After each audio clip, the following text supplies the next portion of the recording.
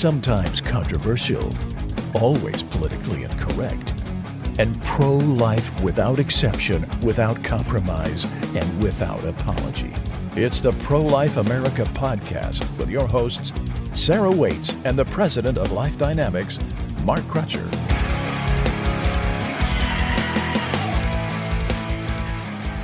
Welcome back to the Pro-Life America podcast. I'm your host, Sarah Waits, and I am joined by my co-host, Mark's daughter, Sheila Crutcher. Hello, Sheila. Hello. I will always be known as Mark's daughter. Maybe I should introduce you as my spunky yet controversial co-host. How about that? No, I think being known as Mark's daughter is good. It's an honor. Oh, no, I can do better. The challenge accepted. I don't think you can do better than that. And also, speaking of co-host, we have a little co-host here, Kodak, who, of course, is chewing on his bone. So if you hear gnawing and scraping and stuff, that's not clattering. That's not one of us. That's our debate hasn't gotten that heated. It's just his bone falling on the floor, keeping him occupied. Well, we're sorry we didn't have an episode last week. We have been doing some rearranging around the office, and as a result, it was just far too chaotic to be able to record a podcast. So hence we moved it to this week, and it's still chaotic, but we're making do. Another development that we've had is that we have released all the transcripts for our abortion distortion video series, including the ones that have not been released yet. Right. So if you're liking the video series, if you want to use the text in tweets or blog posts, whatever it may be, we have the transcripts in a downloadable PDF document. I will have the link for that in the description. And I gotta say, Sarah, that it looks really nice. You did all the artwork and you gathered all that together, and it looks really nice. And I tried to make it as user-friendly as possible. And so there's a chapter index by overall theme that you can click on the page number, and it will take you there. Right. And also at the very back, there is a subject index. So if you're looking for something very specific, say like the words death penalty, I have an interactive clickable index there as well. So it's very user-friendly, and use it in arguments against pro-choicers. Absolutely. Even though we didn't have an episode last week, we sent out an email letting everyone know. And for those of you who subscribe to our email notifications, you were asked to participate in a poll asking what you thought the ideal family size is. Right. And thank you so much for all of you who responded to the poll. The most prominent answer we got was, of course, depends. But second under depends was actually 4 or more children. Well, honestly, that isn't surprising for pro-lifers. I was going to say, it's really not surprising for pro-lifers, but it does kind of reinforce something that was found in our first story that we're going to cover. The reason why we asked about this is that there was an article that popped up in my news feed titled, "Millennials Aren't Having Kids. Here are the reasons why." Now, I think there's some things here that they miss and they hit on, but every 2 years, the Census Bureau quietly asks fertility-related questions in what's called the Current Population Survey. Like many countries around the world, as we know and we've talked about on this podcast, specifically episode 46, but the world is experiencing a population decline. For all these people who say, oh, the world is overpopulated, blah, blah, blah, the reality is many countries across the world are experiencing negative birth rates. And we've even talked about on the podcast before, during the pandemic, when a number of countries were expecting that people being home for several weeks to a few months, depending on where you lived, that they were expecting, babies to come out of that. And it didn't have the results that they were expecting or hoping for. And in a few decades, it's going to be really a big deal. And there's going to be economic consequences because of that. I mean, you already are seeing consequences of it, especially in European countries and Japan and China. So we're already starting to experience those pains from it. And years, but it's minimal as opposed to what it will be in a few years. Right. So anyway, they do surveys about the population. And one thing that they've noticed is that since the mid-1980s, the rate at which families produce only one child has ironically been flat. It has stayed consistent. Right. Something like 1 in 5 American women ages 25 to 44 just have one child. Families with 3 or more kids were more common, but that plunged in the 1980s. Right. And the number of women who had no children has risen. What they have found is that both married and unmarried Americans have shifted towards childlessness in the millennial era. There is still time for millennials to have children, but as of now, it's looking like millennials aren't having children. One of the things that they were looking at when they're looking at childlessness is, well, how many children do people want? Could it be that people just don't want children? So what they found is that there's a very small percentage of people who don't want any children, right? Even among millennials. Just above that, one of the least popular answers was only one child. Only 3% of Americans considers one child to be the family size. What they found was that about 44% said 3 children would be ideal, and the parents who have that many kids are much more likely to have the precise number of kids. So what they're finding is multiple children or none. So either you really want children or you don't want them at all. Well, it makes sense because families who want more kids, they really want kids. And so they're really going to try to make that happen. Yeah. Now, people are getting pregnant later in life. And so that does cause people not to have as many kids. And then also there are some people who have only children. They do that because of different reasons. Sometimes it's because they physically can't have more than one child. Or like me, I was adopted, and adoption is really expensive. And so oftentimes people can't afford more than one child. Yeah, I mean, they are quick to point out that just because there's a number of millennials that have only one child or no children, there's still time for many millennials to have children. So by the time that the millennial generation gets out of the childbearing years, the results could be very different. Right. It could be just delayed. We'll have to see. But they're noticing overall that there is a lateness compared to other generations, and they have different theories about that. Right. The most popular theories was economics. You know, the fact that the millennial generation compared to other generations has had a lot of financial setbacks. Like we had right when you and I were in college was the big bank bailout in 2008, and unemployment spiked real bad. You had people losing their homes. Well, now a lot of millennials say that because they have student loan debts, they don't want to have children while they have a bunch of student loan debts. Yeah. And when they can't afford houses as well. Another theory is because of marriage rates, because marriage rates have steadily declined. Right. And unmarried people are much less likely to have children, especially when you consider in economics, because when you have dual incomes, then your economics tends to improve. Not always. And plus you get tax benefits and stuff. But one thing that they found when they were theorizing about economics and childlessness, they noticed that millennials were late to homeownership, which makes it harder to start families. But the levels of childlessness have actually accelerated despite the fact that their home ownership rates have grown recently. So they're not necessarily sure that economics is the answer. Like I said, they've come up with all these different theories, but they never once talk about the respect and want for life. Oh, yeah. But before we get to that, because I think you're hitting the nail on the head, though, I think it would be irresponsible for us to not mention the fact that yours and my generation especially had the emphasis of education and career really drummed in.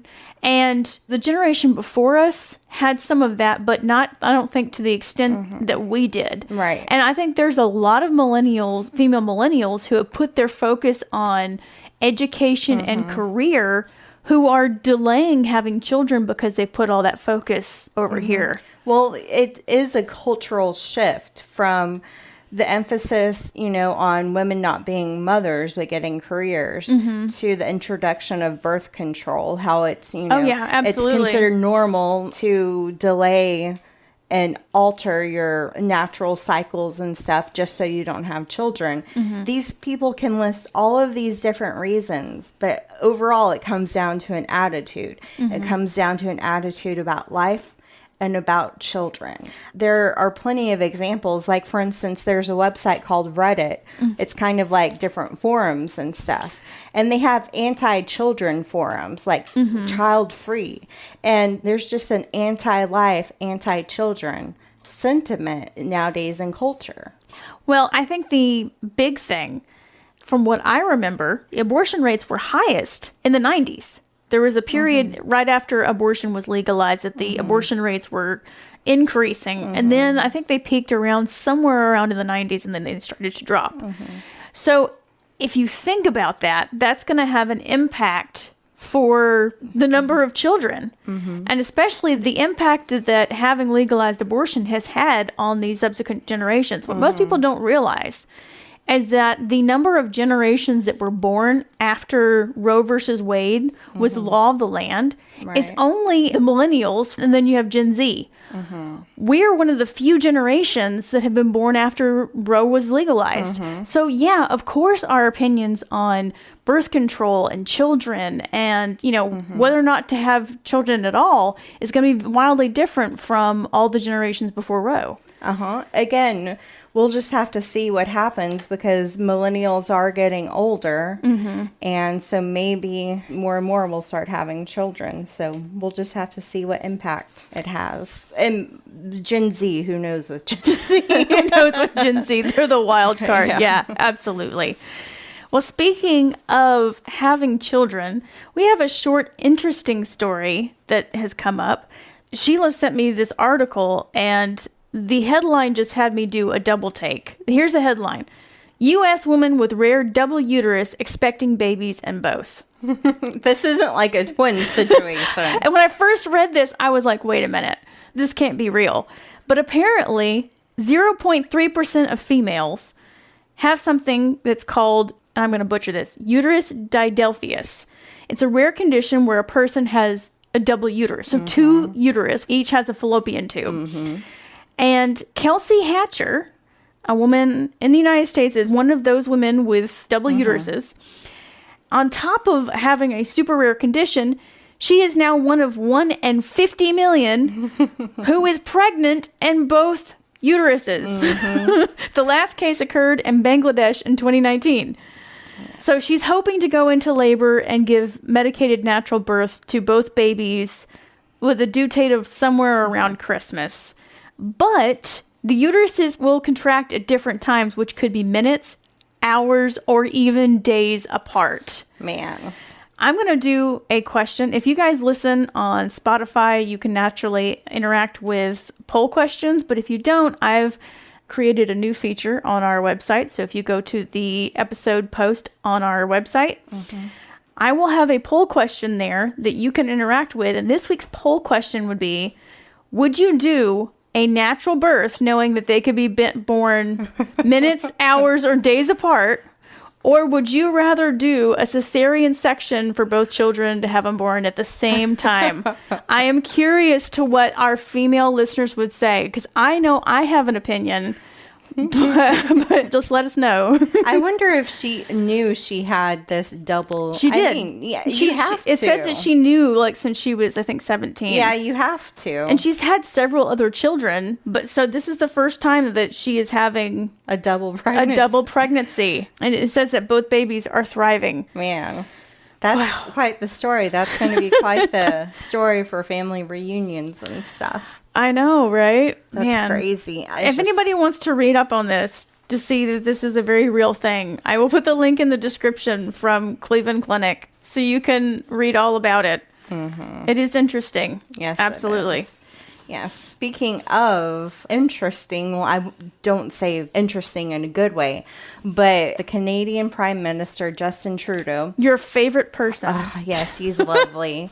Recently said in a speech that, quote, killing of women, of children, of babies in the Israeli-Hamas war must stop.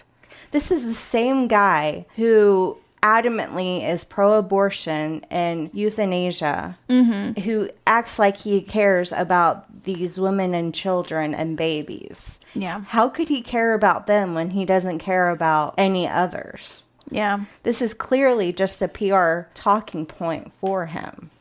Yeah, well, it's a common reaction for everybody to see the news headlines of what's going on over in the Middle East and hearing these children and their heads being cut off and all this other stuff, to be revolted and wanting it to stop. But some of the same people who are shocked and outraged about this have no problem with a baby being aborted up to the moment of birth. Right, and them having their legs and arms torn off. And if you think a abortion is any more humane than what's happening to those children, you're wrong. The only difference between these children is location. That's it. Exactly. And because they're still developing or that they haven't been born yet, these people, try to make it out like they don't have an equal right to life. And they can get away with it because our society turns a blind eye and doesn't look into what's happening in the womb. If you're pro-choice and you're listening to this podcast, first off, thank you for listening. I know you could choose any other pro-life podcast to hate on at the moment, but I genuinely welcome you to hate on this one. I'm serious. And the thing I would ask you to think about is Hamas rationalizes the killing of these children because it suits their agenda, right? Because of hate. Pro-choice people rationalize the killing of living human beings. They call them fetuses, they call them parasites, they call them inhuman because it fits their needs. Tell me the difference between a Hamas rationalizing the killing of these infants versus a pro-choice person rationalizing the killing of the unborn child. Tell me how it's different. It's not. They have to do mental gymnastics and come up with the most absurd arguments to try to rationalize it. And if you're a pro-choice person who is listening to this and saying, oh, well, it's different because they're inhuman or they're just a fetus or it's a glob of cells, first off, you need to go back to your basic biology class. And second of all, you need to take a hard look. Right. The lack of respect for human life and the rationalizing of killing human life because it fits your needs results in a lot of horrible things like this next story. So this next story comes out of the UK. There was a baby girl named Indy Gregory who recently died. She was an 8-month-old girl who was in the hospital on life support. She suffered from a rare mitochondrial disease, and the parents were wanting to keep her on life support, try to get her medical help. Well, a Justice Robert Peel ordered that the girl be taken off the life support despite her parents' wishes and despite the fact that the Italian government granted her citizenship and issuing emergency measures so that she would have been able to go and receive care in Rome with no cost to the NHS and no cost to the UK taxpayer. Yeah, and Peel twice, not once, but twice, blocked Gregory's transfer to Italy for specialist treatment. Right. So this goes beyond of we're not allocating our resources for this child. It's nobody can give resources to this child. I mean, the Italian government had it set up. They had it cleared. The parents wanted this. The Italian government wanted to help this child. They were willing to pay the cost. And it wasn't about resources. It was about the anti-life sentiment from the UK government. And unfortunately, this poor young girl is not the first to experience this. Similar cases happened to Alfie Evans and Charlie Gard. Not only were they both children that the British courts ordered to be taken off of life support or off of life-sustaining treatment, they were also similarly denied the chance to receive treatment in Italy by the UK courts. Right. So, I mean, this isn't a one-time thing. It's obvious that the UK government has an anti-life stance. And also the father of Indy Gregory said that she responded to touch, that she could experience happiness. So this wasn't about suffering either. Like I say, this treatment that we have for life now has been compromised and has gotten to this point because of legalized abortion. Right. Because legalized abortion for children with disabilities has been marketed and sold as compassion. Right. But as we've pointed out on this show, it is a bastardization of compassion. Right. Like I say, this is what it leads to. Exactly. How are you going to tell us that it is compassionate to force these parents, not even in their own home? They originally were allowed to take her off life support in their own home, and the court said no. Yeah. So how is it more compassionate to force the time and the place of the ending of this child's life, despite other people saying, we will take on the burden. We will take this child. We will help this child. And the government saying, nobody can. This child will die. Exactly. And speaking of government interference, this is actually a good story.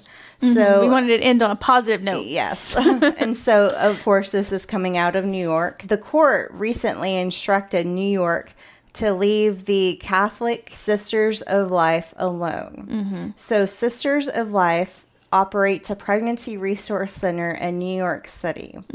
They did a lawsuit against the state officials who wanted access to their private internal documents. Let's clarify. The reason for this is last year, the very pro-abortion state of New York passed a law that authorized the state commissioner of health to gain access to private and sensitive internal documents of pregnancy resource centers that don't offer or refer for abortion. Right, and this is not to everybody. This is specifically aimed at crisis pregnancy or pregnancy resource centers. And this is, that access was without cause and without a warrant.